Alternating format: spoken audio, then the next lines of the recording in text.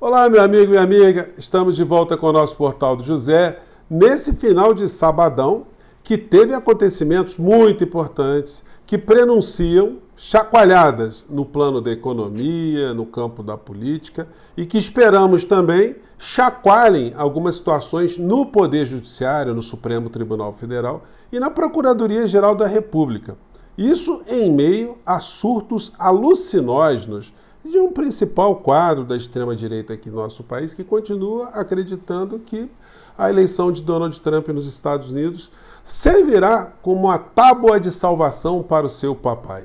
Será? Bom, vou conversar com vocês também sobre um pacote que está sendo gestado, que todos os veículos de comunicação estão fazendo muitas especulações e merecem também, de um canal como o nosso, algumas observações. Antes de mais nada, quero convidar você, que está chegando agora no nosso portal, ainda não é inscrito, ainda não nos conhecia, para que, em primeiro lugar, você se inscreva aqui conosco e conheça também os nossos outros vídeos. Se você gostar, compartilhe, recomende, nunca se esqueça de dar o seu precioso joinha, o seu comentário, e se puder, venha também para o nosso clube de membros. Você que é muito bem-vindo e muito bem-vinda. Gente, é impressionante algumas coisas que estão acontecendo nesse universo paralelo do bolsonarismo. Porque uma figura que viaja o mundo inteiro, deveria estar lendo alguma coisa aqui, outra acolá, dizem que fez direito, fez faculdade de direito, deveria ter alguns conhecimentos básicos. No entanto, ele parece que está ingerindo algum tipo de substância que está tirando qualquer tipo de perspectiva de enxergar a realidade. Me refiro especificamente a esse fato aqui. Vamos colocar aqui. Eduardo Bolsonaro diz que vitória de Trump ajuda pai e vê chance de barrar Moraes nos Estados Unidos. Deputado afirma que ex-presidente pode repetir republicano e se diz otimista com perspectiva de aprovação de projeto no Senado americano. Gente, olha, a gente tinha que explicar para o Dudu Bananinha coisas muito simplórias, como, por exemplo, o fato da Constituição brasileira ser uma e a Constituição dos Estados Unidos da América ser outra.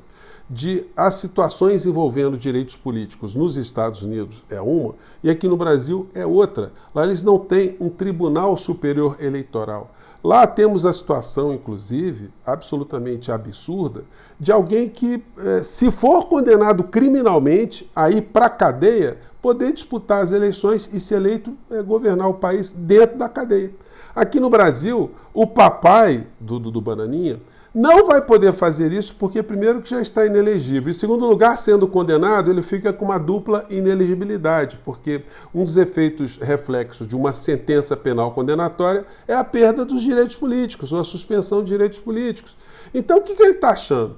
Ele está achando que um ministro de uma Suprema Corte, como a do nosso país, não mandará um criminoso para a cadeia com medo de não poder mais entrar na Disney para ver o Pateta, não ele especificamente, mas ver o Pateta ou o Mickey. Será que algum ministro de alguma corte constitucional em alguma parte do planeta deixaria de cumprir a sua obrigação constitucional com medo de não poder mais visitar o Mickey e o Pateta?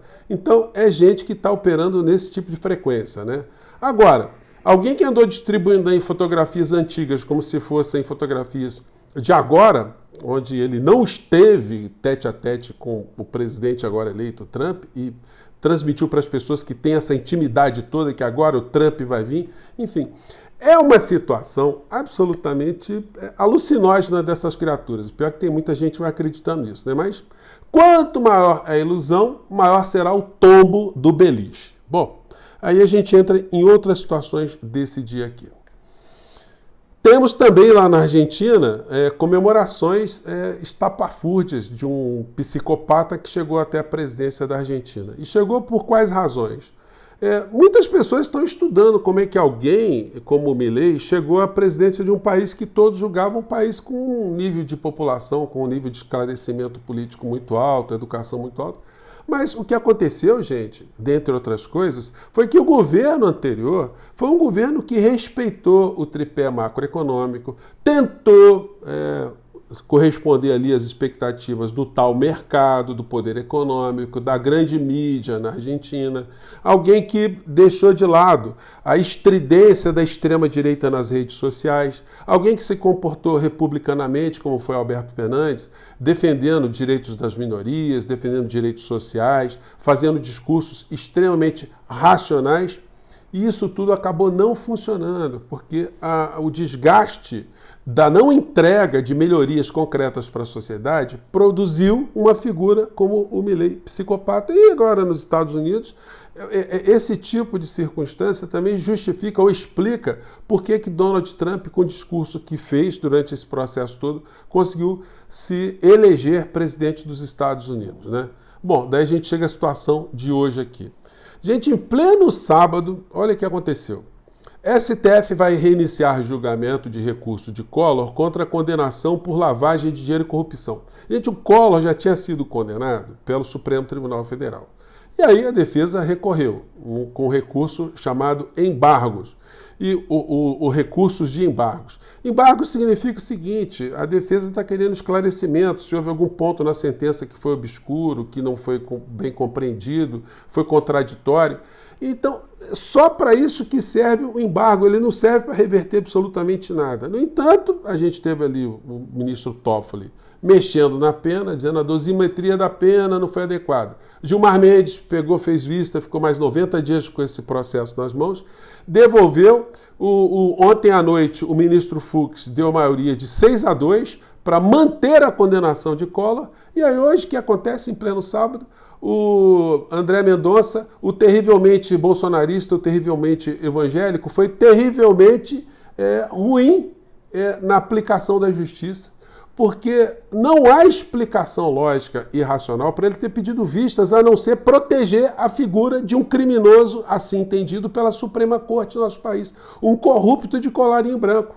Então, o terrivelmente evangélico, terrivelmente bolsonarista, fez um ato terrivelmente em benefício de um corrupto, de alguém que foi apanhado ali com a boca na botija, com milhões de reais na sua conta, fruto de corrupção. Então, nada como a gente ter esse tipo de espaço aqui para poder ajudar a fazer pressão em cima de uma criatura que está lá no Supremo Tribunal Federal, numa corte que tem essas discrepâncias, não só aqui no Brasil, mas em outras partes do mundo. Mas quando elas estão sujeitas ao crivo da sociedade, a uma opinião pública mais contundente, muitas coisas, pelo menos, podem fazer com que eles fiquem mais corados, né, diante de algumas decisões que eles devam tomar. Então vamos aguardar aí, vamos ver se ele devolve esse processo antes dos 90 dias, ou se ele vai esperar os 90 dias, porque isso vai comprovar que a decisão dele foi meramente procrastinatória para proteger um criminoso, né? Bom,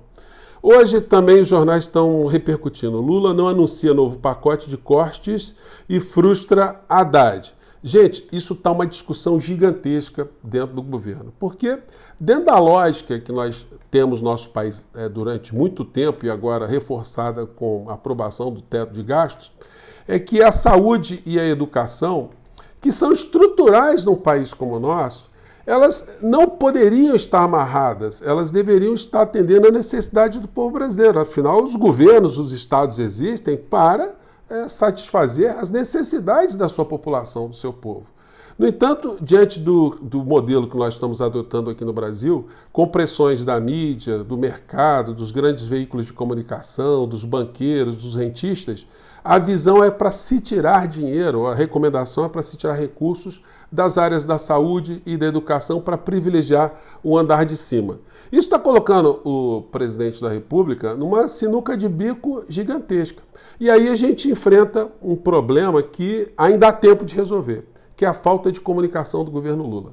Eu tenho aqui, desde que eu criei o Portal do José, falado da importância da comunicação. Quantas vezes vocês já me viram reproduzir um pensamento atribuído ao filósofo Hegel, que diz que a informação gera a ação, a desinformação gera a conformação ou gera a alienação. A falta de comunicação da presidência da República em função dos programas sociais, do que foi feito para reverter uma série de situações desastrosas que foi feito por essa gente aí do mundo paralelo, isso, se fosse explicado todos os dias, se fosse ajudaria a população a ter um entendimento melhor da situação política aqui no nosso país. O resultado era absolutamente previsível. A direita avançou, a extrema-direita teve lá também os seus pontos ali com muitos ganhos, com todos os crimes que cometeram, e o progressismo, a esquerda no nosso país, teve ali situações muito complicadas nesse processo todo. E agora, com a eleição de Trump, nós estamos vendo que o discurso da direita está ganhando parcelas consideráveis da sociedade. E aqui no Brasil, se não houver uma entrega do governo Lula para a sociedade, as dificuldades vão ser muito grandes. E se houver entrega, mas não houver comunicação, que é o caso de agora, a situação vai ficar muito complicada. A gente vai ter um presidente que circula mundo afora, que defende o nosso país, que vende a imagem do Brasil de uma maneira muito eficiente, mas que no plano interno, se deixar a retaguarda desguarnecida, entregará o nosso país a esses aventureiros de plantão, esses vigaristas, esses estelionatários e às vezes até psicopatas, como é o caso da Argentina, que está torrando os direitos sociais do povo da Argentina. Então, hoje a gente vê uma notícia como essa, que é muito complicada também, né, de lidar. Nem para o PT, Lula é de esquerda, diz ministro. Então o ministro do governo Lula está dizendo que ele não é de esquerda. Então é para a gente se conformar que ele é de centro e que nós estamos diante agora de uma lógica privatista, né? Ele diz aqui na entrevista que ele concedeu hoje: com Lula teremos o domínio do capital privado em rodovias e ferrovias, uma inversão histórica. O cara está comemorando esse tipo de situação. De eu e você, o Brasil inteiro agora, majoritariamente, estarmos pagando pedágios para todos os cantos que a gente for. Gente, eu fui do Rio para Belo Horizonte, 8 pedágios para ir, 8 pedágios para voltar. E as melhorias na rodovia vão começar a serem efetuadas a partir do ano de 2027, depois das eleições de 2026. Então, até lá, que cronograma é esse? A gente vai ficar sofrendo nas estradas, passando em buraco, com uma pinturinha aqui, um corte de árvore acolá, pagando pedágio direto, para em 2027 a gente começar a ver algum tipo de obra? É complicada essa lógica, né? E aí ele fala aqui, ó, nem a bolha do Lula acha isso, porque para o PT o presidente não é de esquerda. Eu não sabia disso, não. O PT, que criou Lula, que possibilitou Lula ser o que ele é, acha que o Lula não é de esquerda? Então isso merece alguns debates, né? Que visão, pelo menos, cheia de interrogações do ministro Renan, com essa visão privatista, a visão histórica que nós temos que pagar pedágios, porque esse é um modelo bacana, né? E aí, notícia de hoje no UOL. Lula topou medidas fiscais e estruturais. PT quer que atinja o andar de cima. Gente, se o andar de cima não for atingido de uma maneira muito concreta, muito producente, muito significativa, o que vai passar para a sociedade é que é só o andar de baixo que vai pagar o pato num pacote. E aí não adianta o presidente da República, que não tem tido uma comunicação eficiente, vir para as redes sociais para tentar explicar por que o povo vai ter que ceder mais alguns anéis. O povo justamente que votou no presidente da República, justamente para fazer programas de inclusão, de transformações, de reversão de tudo aquilo que aconteceu durante o desgoverno Bolsonaro. Fica muito complicado. A posição de um presidente da República, antigamente, era de ficar refém, né, dos grandes veículos de comunicação. Quando havia alguma dificuldade, ele não conseguia se comunicar. Então, era muito difícil um presidente cumprir o papel, uma obrigação de dar satisfação aos seus eleitores, à sociedade, de conversar, de explicar que, como eu digo a vocês, não é uma faculdade de um governante, é uma obrigação do governante falar para as pessoas, dialogar com as pessoas, escutar as pessoas da sociedade. E isso não está sendo possível da forma como as coisas estão sendo colocadas ali. Se essa visão não for alterada imediatamente, nós teremos problemas em 2026. O presidente da República estará sempre refém e sempre atuando de uma forma reativa. Sempre o mercado dando a pauta, os veículos de comunicação dando a pauta, a direita fazendo pauta e o presidente refém do meio dessa história toda. E nós aqui tentando explicar para as pessoas esses enigmas, as coisas que estão acontecendo.